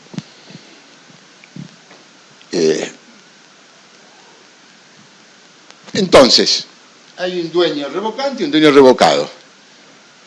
Pero el dueño revocado, que va a ser revocado cuando venga el plazo, la condición resolutoria, realizó actos en ese periodo. En principio esos actos caen, porque la resolución o revocación es con efecto retroactivo, salvo que se pacte que no es retroactivo. ¿Se dan cuenta? Yo tengo un dominio revocable y realizo actos, en principio se me caen los actos, salvo que yo pacte que no hay retroactividad. Digamos, este es un poco el esqueleto. Y algo que introducimos en el proyecto 98, y que está muy bien que se mantenga, que el día que se produce el advenimiento del plazo de la condición resolutoria, el dueño revocado quede inmediatamente constituido en poseedor a nombre del revocante, para evitar los desplazamientos de la cosa. Es decir, el dueño revocado, por una suerte de constituto, queda constituido inmediatamente en poseedor el nombre del revocante, que pasa a ser dueño ya inmediatamente desde que opera la condición del plazo. Y esto es muy simplificador en materia de dominio revocable, porque aquí está una de las grandes críticas a Vélez que hacía la doctrina argentina. Bueno, es otro imperfecto, el fiduciario. Que lo está acá, y vamos a decir dos palabras, porque el Código 2015 ni siquiera lo trata en real el dominio fiduciario. Está tratando el contrato de fideicomiso y en el marco de contratos trata dominio fiduciario.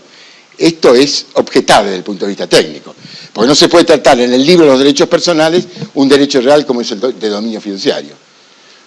Pero ¿eso qué lleva? Que todo esté allá, no esté acá. Pero para dar un pantallazo que tiene que atarse, yo no sé si alguna clase sobre contrato de fideicomiso hay en este curso,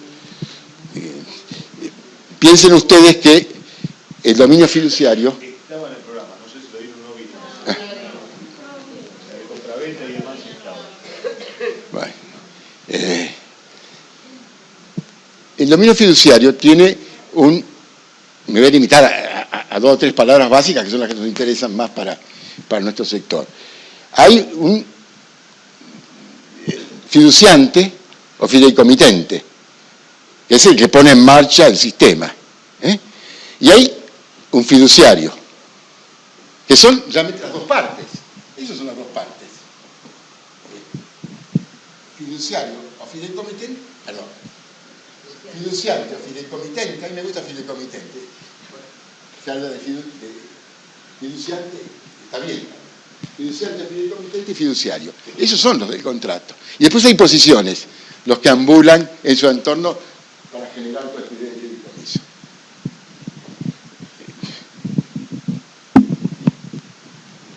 Que son el beneficiario, que es la persona en cuyo beneficio se realiza el fideicomiso y el dominio fiduciario consiguiente, y el fideicomisario, que es el destinatario final de toda esta negociación. Fíjese, cuando se piensa el fideicomiso para favorecer a un chico que después necesitar bienes en su mayoría de edad o dimensión física, se piensa en él, el final del fideicomisario.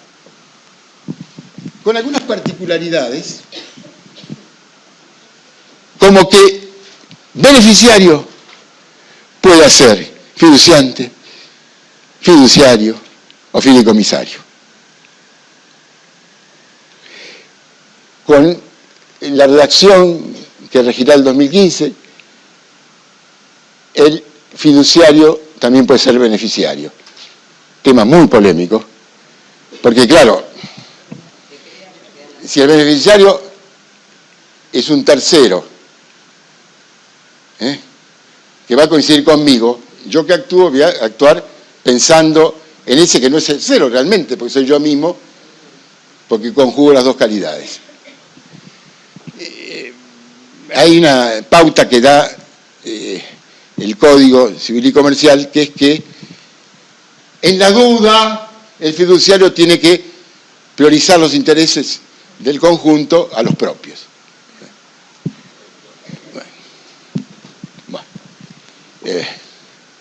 Ahora, esto es lo fundamental que podemos decir todo esto. Y en materia de régimen, los actos realizados por el fiduciario, mientras subsiste la fiducia,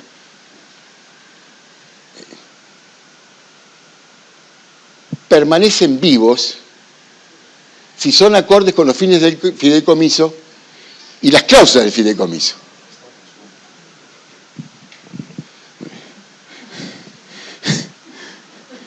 Es como comerse la comunicación, el micrófono tan cercano.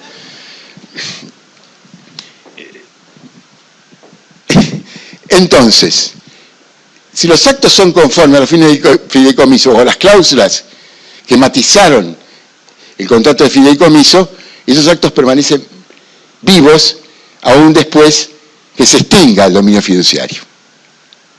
Ahora, si no son conformes, caen esos actos. Salvo que el adquirente, en virtud de esos actos, en exceso de la facultad del fideicomisario, no sea de buena fe y título oneroso. O sea, para que ese tercero se quede tranquilo, tiene que ser de buena fe y título oneroso. Entonces, si es de buena fe y título oneroso, va a estar protegido. Bueno,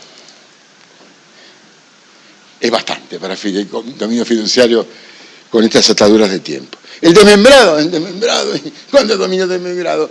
Cada vez que el dominio tiene una carga real, o sea, un derecho real en cabeza de terceros que grava el dominio. Y el derecho real, visto del lado de quien lo soporta, es carga real. Por ejemplo, el usufructo es derecho real, pero cuando está aplicado a la nuda propiedad, es carga real para el dueño, nudo propietario. Le carga, yo digo carga, por eso carga real. Usted me fija que la tenía Vélez, por ejemplo, en 2689, nosotros rescatamos y que, bueno, se reproduce en 2015. Carga real, ¿no? Hay que confundirlo con las cargas reales del derecho alemán y tampoco con las obligaciones reales nuestras. Carga real es el derecho real sobre la cosa ajena visto al lado de quien lo soporta. ¿Se acuerdan que hablaba de servidumbre activa y pasiva? La servidumbre activa es el derecho real. Y la pasiva, que es el mismo derecho real, es visto al lado de quien lo soporta. Como carga real. Y el régimen del dominio desmembrado será el propio de la carga real que grava el dominio.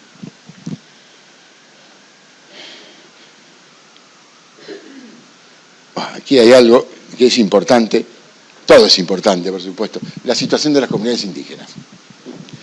El otro motivo que determinó nuestro paso al costado en la Comisión de Reforma del Código.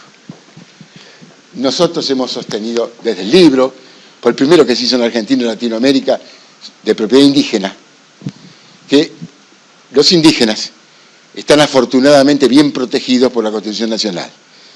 77, inciso 17 de la Constitución Nacional, norma operativa. No es cuestión que necesite una ley articulante, es operativa. Leámosla en función de los fines tuitivos de reparación histórica que tuvo esa cláusula constitucional introducida en el 94.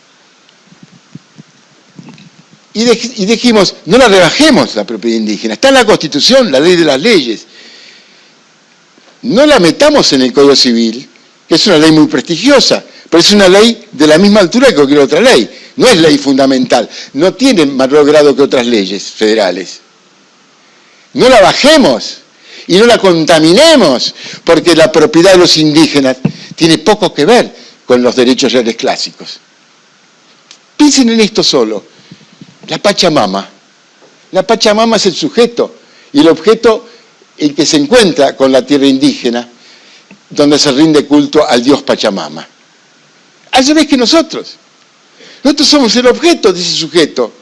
En cambio, la propiedad tradicional, el sujeto es el particular y el objeto la cosa. Es al revés.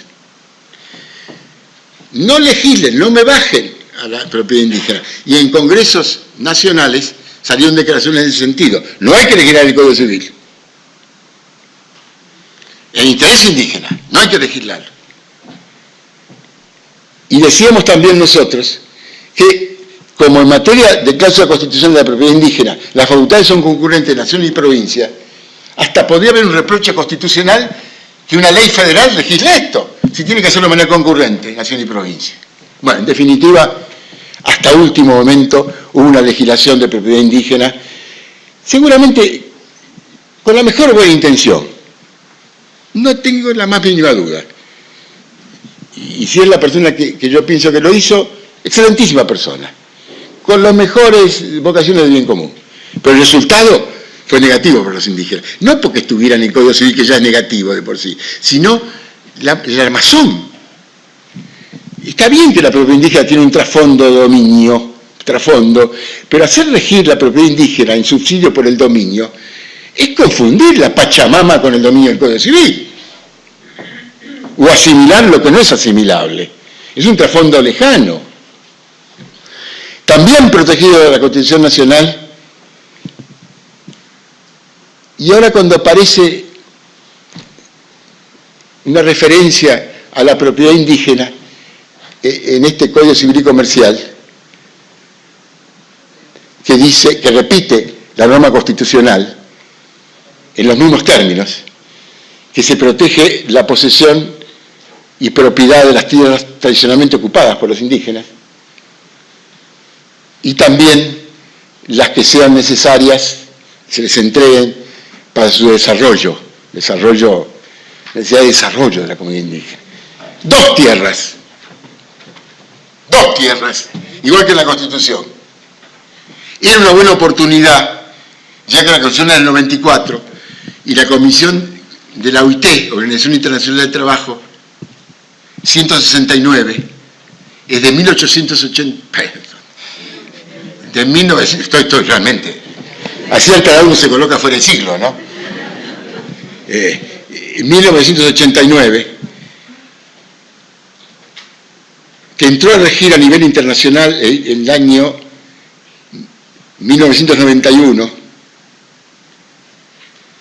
que se ratificó por la ley 24.071 en 1992. Pero como no se entregaba el instrumento de ratificación, y tenía que pasar un tiempo, 12 meses después de entregar, empezó a regir en la Argentina el 2001. Pero esa convención internacional, a nivel internacional, con todo el valor de un tratado internacional que toca derechos humanos, es más generosa que la Constitución, y mucho más que el Código Civil actual, o desde el 1 de agosto. Porque había otros dos tipos de tierra. La Convención de la OIT previó la protección al indígena que no se establece, que no ocupa de manera exclusiva una tierra. Quiso proteger también a los indios itinerantes, la generación de los dedicados a la caza y la pesca, que tienen una ocupación distinta, de mayores sectores, sin esa continuidad del vínculo. Pero están protegidos en la Convención y perdimos la oportunidad, ya que queríamos decir algo, de agregar estas tierras indígenas como protegidas, las tierras de los pescadores y cazadores. Nómades. Los nómades, exactamente. Pero claro, nosotros estudiamos, los nómades parecían que eran seres inferiores, los nómades, ¿no? Vivían a su manera. no eran agricultores establecidos, pero vivían. Además, era lógico en la Patagonia que hubieran nómades. Estaban grandes extensiones, un clima muy fuerte, para que ellos pudieran vivir, y por eso los indios patagónicos o fueguinos, muy especialmente, eran indios que vivían de la caza y de la pesca. Y otras tierras que tampoco prevé el Código Civil y Comercial, que son las tierras, digamos, sustitutas por traslado. Porque si mañana le damos a una comunidad indígena algunas tierras y después se inundan, por ejemplo, tenemos que darle otras tierras. Eso lo garantiza la Convención 169 que se aplica en la Argentina hoy. Porque no aplaudimos la inclusión de esta norma, sí aplaudimos que el Poder Ejecutivo, en la visión final, haya borrado la legislación específica, cuidadosa, sobre propiedad indígena, que con las mejores intenciones, sin embargo, el resultado final no era favorable para el indígena. Y no se le puede dar y por otro lado quitar, hacia la ética de las construcciones jurídicas.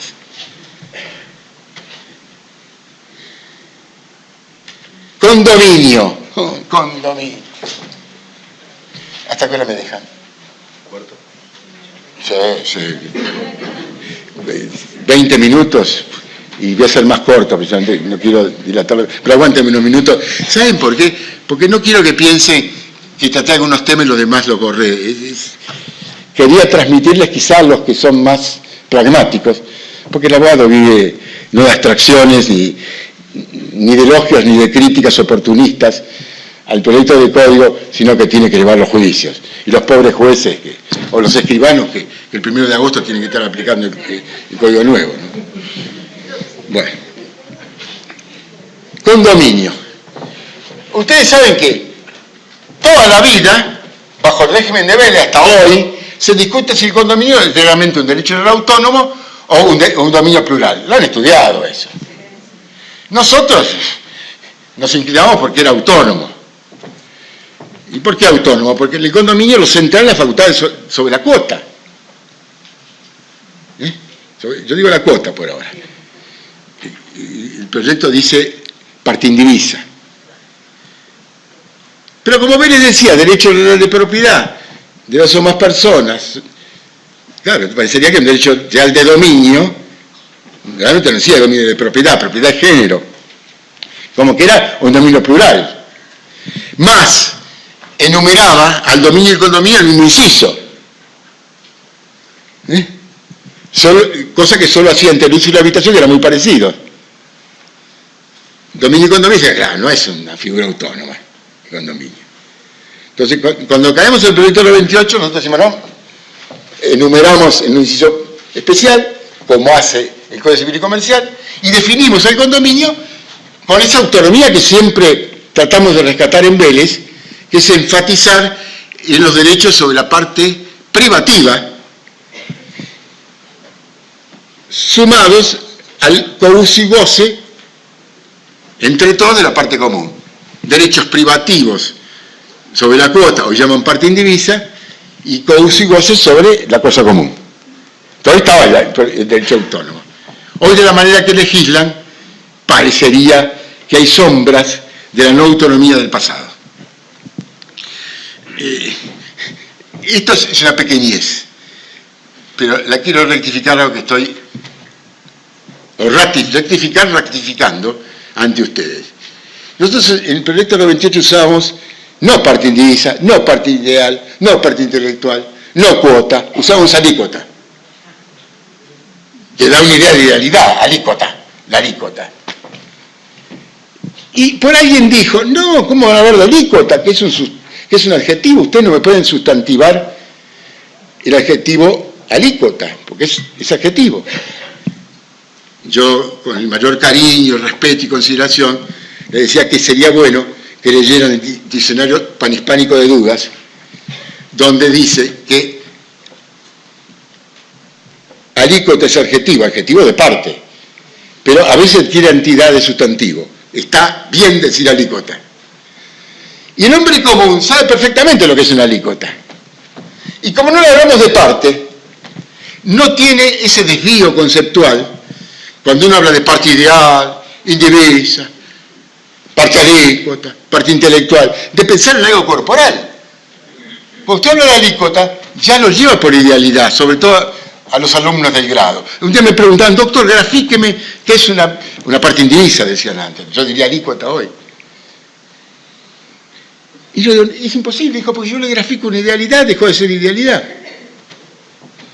Y la idea de alícuota, suprimiéndole la palabra previa, parte, da mucho más idea de idealidad que seguir hablando de parte indivisa. Porque la alícuota no es sobre todo, es sobre cada una de las moléculas que integra la cosa. Y yo tengo mi tercio, mi mitad sobre cada una de las moléculas de la cosa. Flota sobre todo. No hay una parcelación de ese derecho, sino solo en la idealidad. Bueno, sentado esto, no hay grandes cambios con respecto a Vélez. Está el condominio sin inhibición forzosa, que es un poco el sistema madre, que es el condominio cuya división usted puede reclamar en cualquier momento, que es imprescriptible, como regla. La regla es esa, que usted puede reclamar la división del condominio en cualquier momento. Y si es efectivamente sin indivisión forzosa de ningún tipo, puede reclamar en cualquier momento, que es el condominio común.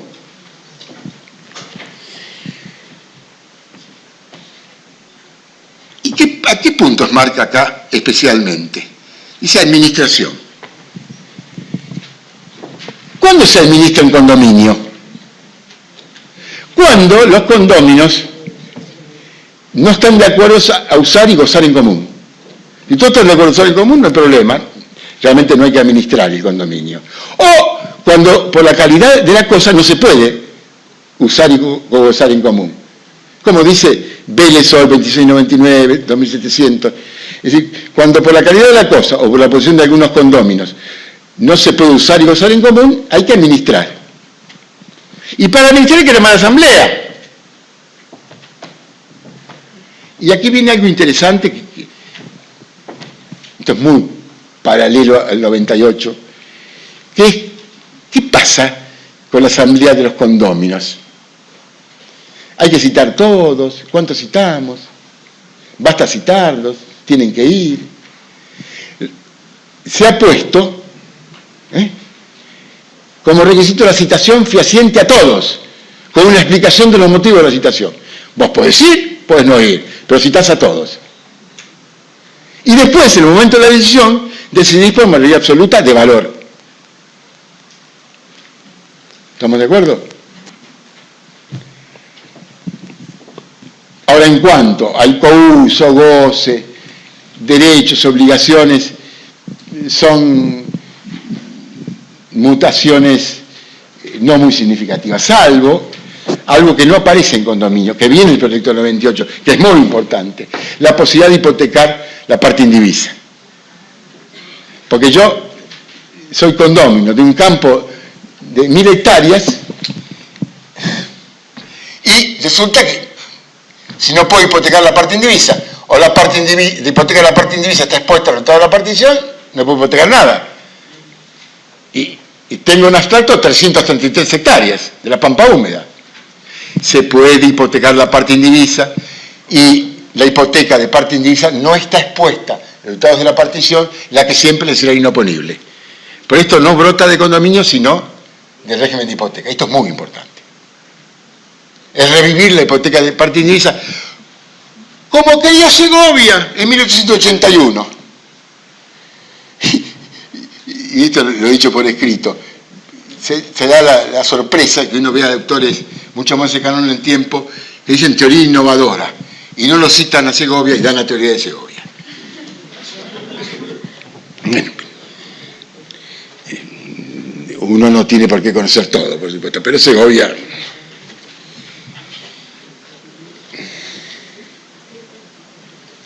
Condominio con indivisión forzosa.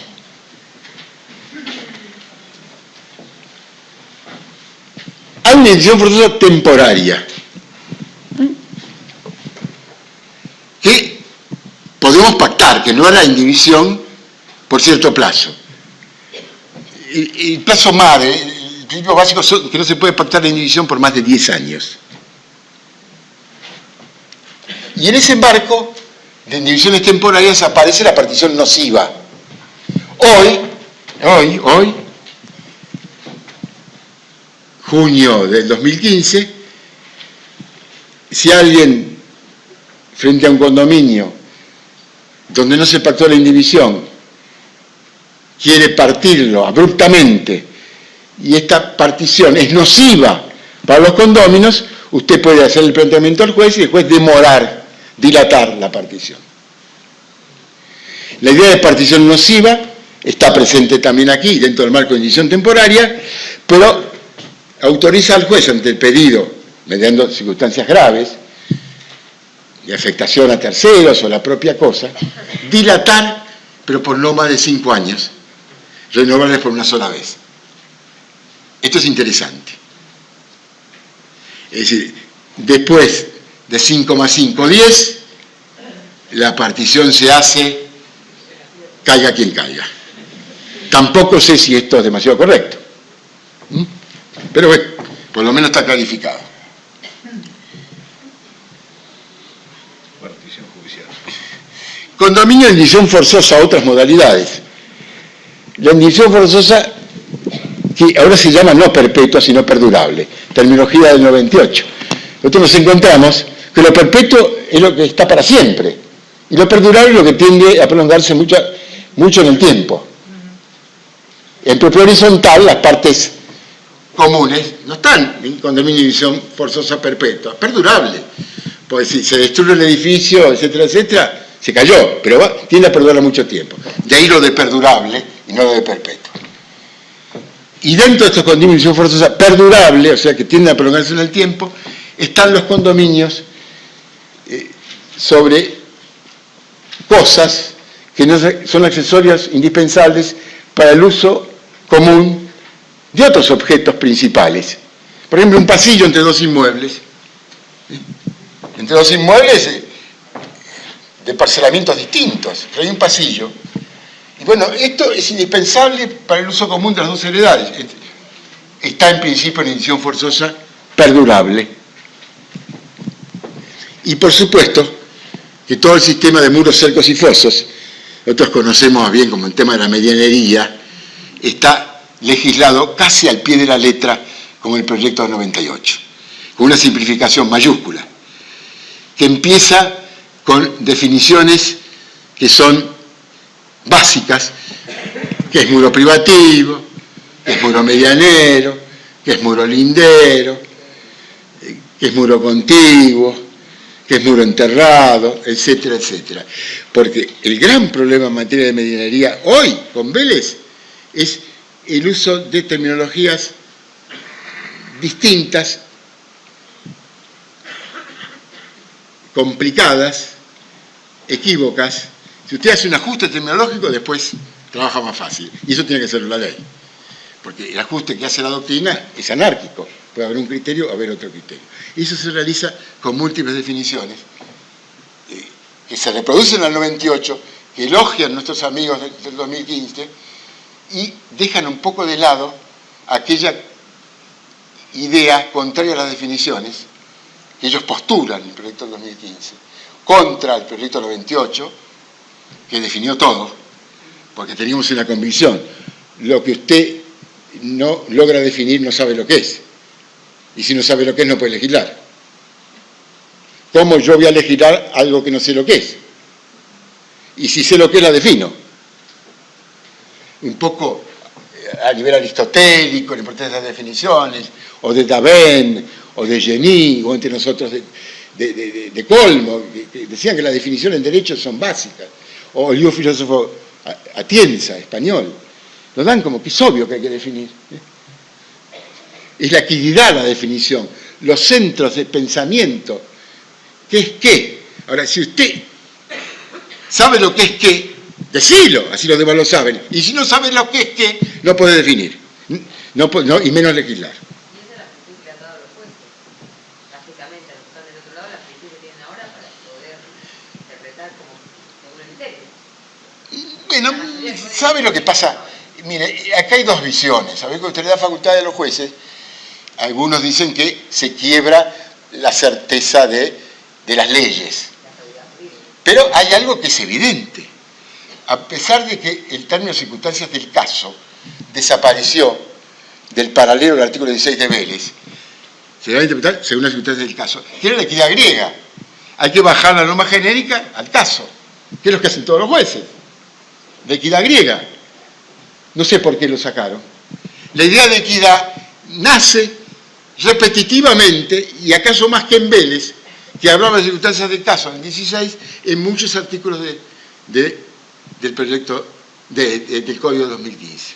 Con lo cual, es errado si alguien dice la equidad desapareció como fuente o al menos como mecanismo de interpretación. La equidad está y no puede dejar de estar, y quitémosle el sentido metajurídico. Equidad es buscar la justicia del caso. Y desde un punto de partida o de otro, el juez busca la justicia del caso. Ojo, tampoco, que desde la justicia del caso el juez genere un gobierno de los jueces. Ese es el equilibrio republicano. Pero el código se lo deja muy abierto para que se caiga excepcionalmente público. Claro, pero por eso digo, ni tan tan, como decíamos cuando éramos chicos. Yo di una conferencia en la Academia de Derecho que decía de la certeza de las palabras a la majestad de las leyes. Un poco pensando en lo que yo le decía hoy del Código chileno, de Andrés Bello. La certeza de las palabras, toda la ley es más respetable porque sabemos lo que quiere decir. Pero también trabajé con esa idea de que hasta la teoría del abuso del derecho, como lo repetía hoy, hubiera sido inútil si interpretáramos bien el 1071 de Vélez, pero en el fondo todos los derechos son relativos, y el que llamamos abuso del derecho es una antijuridicidad del caso, y el ámbito del caso lo maneja el intérprete dándole un mensaje al juez, y en definitiva el juez aplicando la ley, o a veces alejándose de la ley en casos muy extremos, si el efecto de la ley es una injusticia imperdonable, por aquello de que digamos, justicia extrema o injusticia extrema no es justicia, y es verdad eso. Injusticia extrema no es justicia. El hombre de derecho no puede buscar los mecanismos para generar una justicia extrema. Si los busca, por lo menos no participa de mi concepción del derecho. Y el último punto, y me lo recordaba el doctor, y después de eso me voy, es la partición judicial. En condominio no se legisla la partición. Toda la partición se remite a, claro, las normas en materia de derecho accesorio. Bueno, ahora, ¿qué nos interesa acá en todo esto? Mutatis mutandis, las normas en derecho accesorio. Sí, los condóminos, esto dice copartícipes o comuneros, pero decimos condóminos, aplicamos los condóminos, son mayores de edad y están presentes, pueden hacer una partición privada. Ahora, si hay un incapaz o una persona con capacidad restringida, con esos grados que ustedes ya habrán visto, no hay a veces límites entre la capacidad y la incapacidad notorios, hay grados, hay grados de incapacidad limitada o de capacidad limitada, capacidad restringida. O no están presentes, porque hay un ausente, o un tercero, invocando razones fundadas, se opone a la partición privada, hay que hacer partición judicial. Y por supuesto que habrá que hacer partición judicial, por más capaces que sean todos, por más presentes que sean todos, si no están de acuerdo en el resultado de la partición privada que pueden hacer.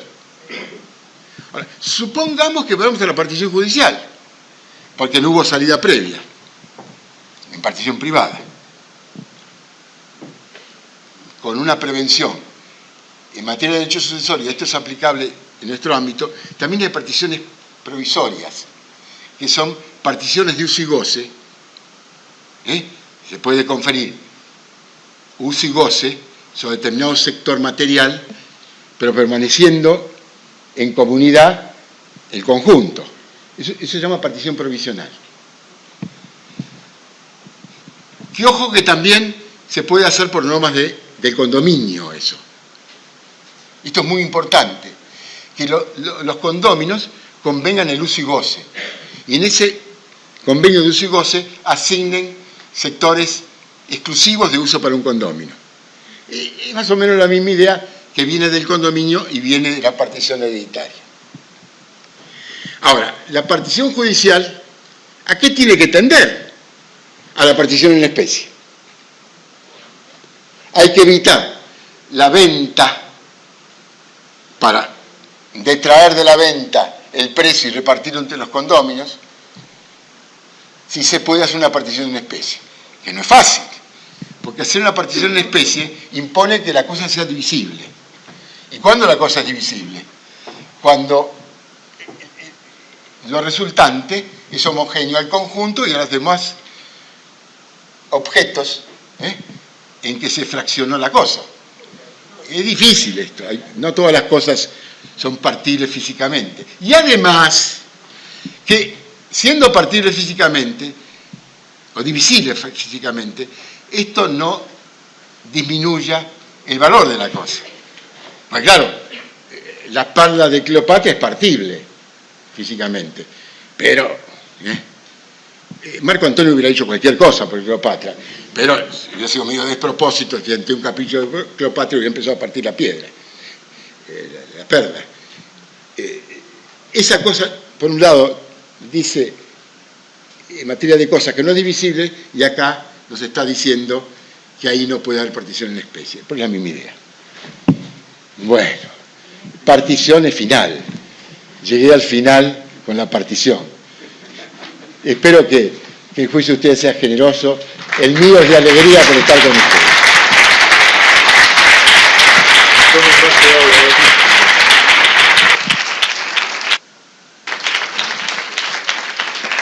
Bueno, como es costumbre, le vamos a hacer entrega al doctor Jorge Galderini de una plaqueta en agradecimiento a la participación desinteresada de este curso. Curso que no le quise contestar antes, cuando estaba hablando, para no desviarlo demasiado, porque el colegio no estuvo de acuerdo con la sanción de este código, por la forma en que se dio.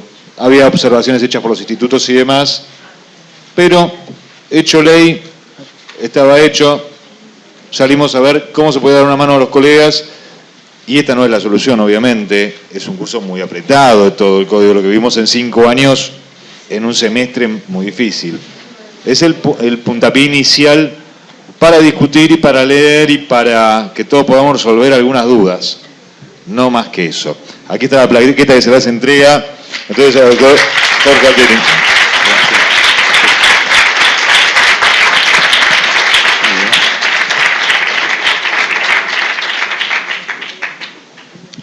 Buenas noches a todos.